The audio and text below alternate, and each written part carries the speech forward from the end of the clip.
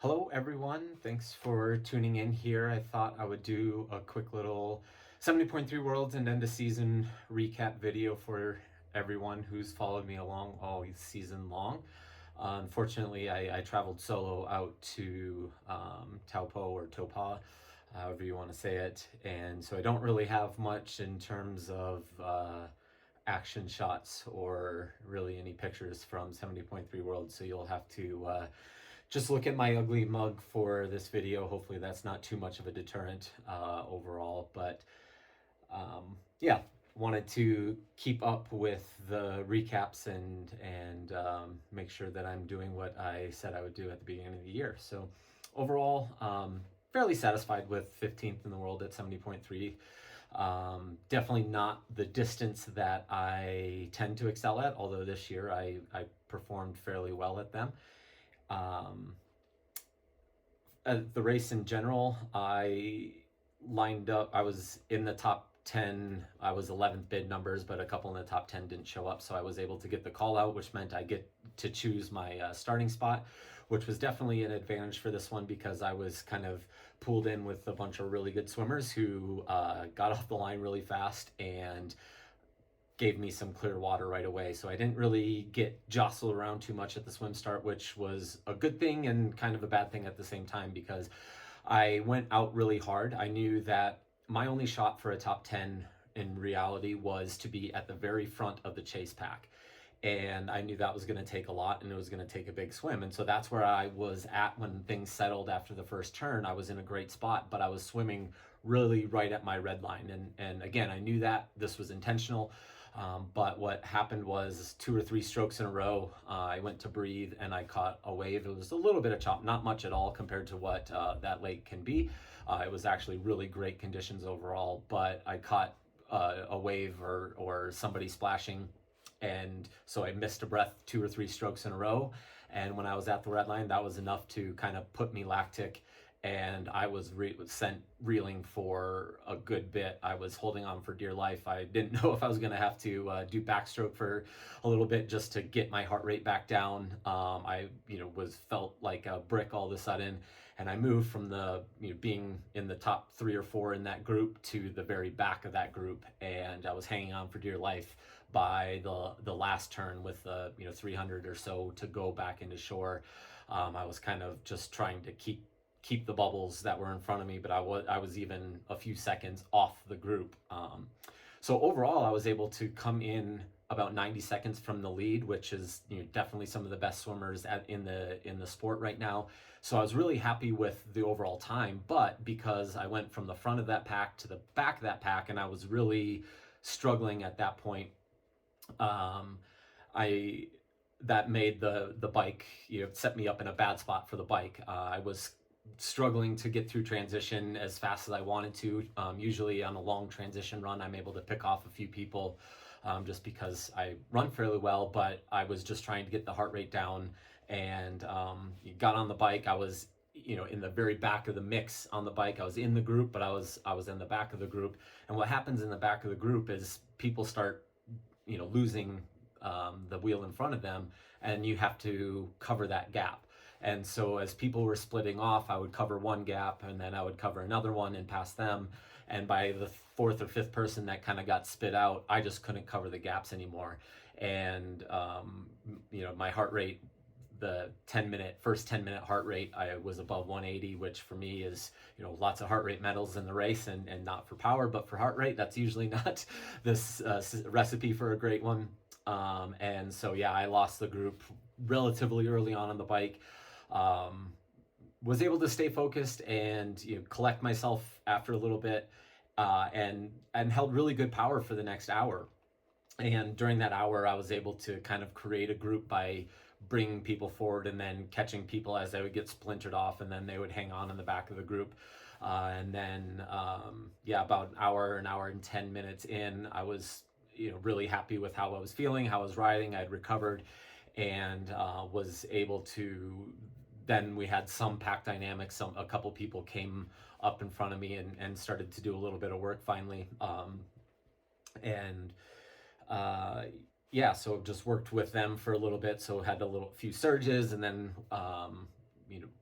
stayed back legally and whatever. We had a moto with us the whole time, keeping the group all in check. And towards the end of the ride, I ended up catching up with Jason Rest, and right as a couple other people came through, and I thought that was going to be great for me. I knew Jason ran really well, and I was hoping that the two of us could run together. But unfortunately, he got a drafting penalty pretty shortly after we caught him. A couple other guys came forward, and while he was discussing the penalty with the officials, those two guys, a gap opened up and they got away. And by the time I could get around him, they were off in front of me. And they only came into transition about 20 seconds in front of me, so it wasn't that big a deal. I didn't lose that much time, but it did take me quite a while to close that gap. Colin Such was one of those guys, and it took me a little bit longer than I anticipated to chase him down. I don't think I passed him until about the 5 or 6 mile mark, and then when I did pass him, he just kind of stuck on my hip.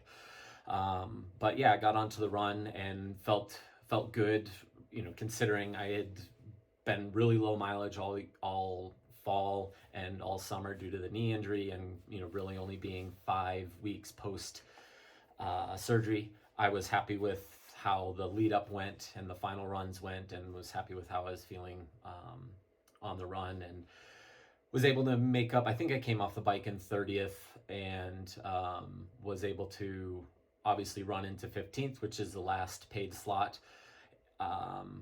It took a little bit more than I wanted.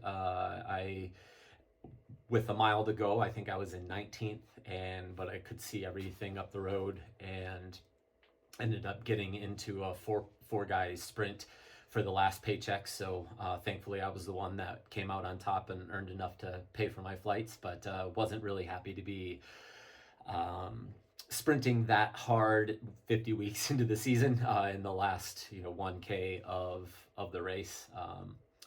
I knew that, or I thought that I wouldn't fare well trying to do a 200-meter sprint with those guys that I was running with. Obviously, Ben being somewhat local, had a lot of crowd support, and then Christian, and then caught Tom Davis as well. Those were the guys that I was going against. They're all a fair bit younger than me, so I wanted to start the kick a little bit early. So I started to pick it up pretty hard about 800 meters out, and then thankfully was able to have a 2-second gap to secure 15th, and finished about 15 seconds or so behind Braden Curry in 14th. And so that was the race. I went out aggressive.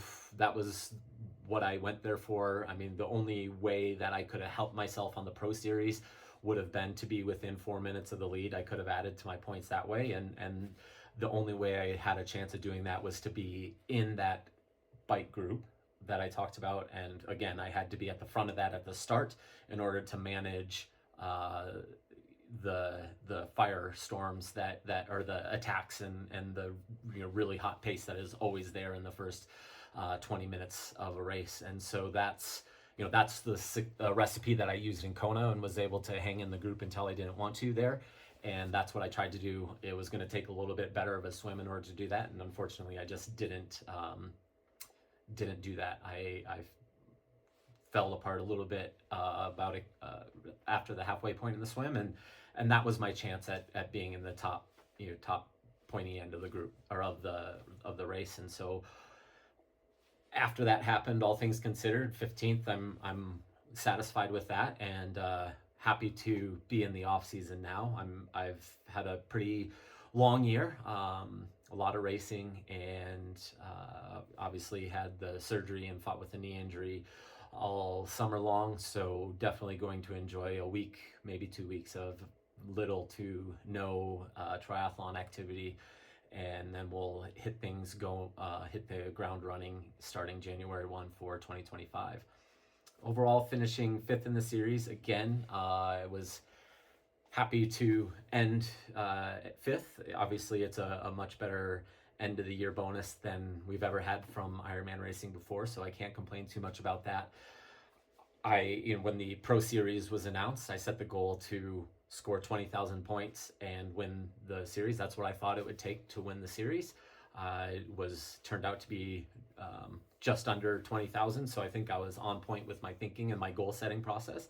Unfortunately, I wasn't able to accomplish that goal, but I had some really good races that I could be proud of, and some that I wish I could have back, or at least the last 10K of a few races I could have had back. I started the year out with a strong bike focus because I knew I had to perform better. The overall average power that I've been putting out in both 70.3 and fulls has been good, but I've been put on the back foot in a lot of situations in the first half hour of the races, and so that was really the focus of the year, and working on that is what helped me get the result that I wanted at Chattanooga, at Boulder, and at Kona. And so that was the emphasis, and that paid off. That meant that my run volume was really low for the first couple months of the year. And so Ironman Texas, I didn't have the last 10K that I would have liked to. That would have put me hopefully probably in fourth on the day, and that would have been a number of more points on the race. And then also had the knee injury after Boulder, which meant my run mileage when I was planning on ramping it up over the summer was really slow, and so I was falling apart in the last 10K of all of the other three: Kona, Lake Placid, and Frankfurt. So I just didn't finish the runs in the full Ironmans. I was running low 240s for all of them, but I needed to be in the 235 range to finish where I wanted to. And I knew that Texas was going to be a tougher run, just that was part of the plan, but I was going to build that through the season and try to set up Kona for the best run. And that just unfortunately wasn't in the cards due to fighting that knee injury all summer. And yeah, so that cost me a chance at fighting with the boys up front for the series. Obviously Patrick had an amazing Kona, deserved to be on the podium in the series, and then Barnaby was fantastic in the last half of the year when it mattered the most. Had a great 70.3 Worlds, a great Kona, and obviously probably the best race of his career at WA. And then Hogan Hog was just consistent all season long. So it definitely shows that there is a pathway for somebody like me who tends to be really consistent over the year, but might not have the biggest amazing performances all the time.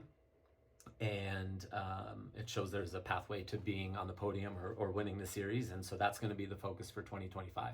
I'll talk more about the 2025 season in a video in early January. I just wanted to jump on here and talk through the race a little bit, talk through my thoughts on the season, and then I guess send off for the year. So I appreciate all of you following throughout 2024. It's been a fun year. Definitely a shot in the arm that I needed. I didn't have a lot of fun in 2023. I didn't race well, and that was putting a little bit of stress or self-induced stress on myself, and so it was a lot of fun to have something else to chase with the Pro Series. So I'm really thankful that Ironman stepped up and put this out, and that they're continuing it on for next year. But I'll talk more about 2025 here shortly. Thanks all, and we'll see you next time.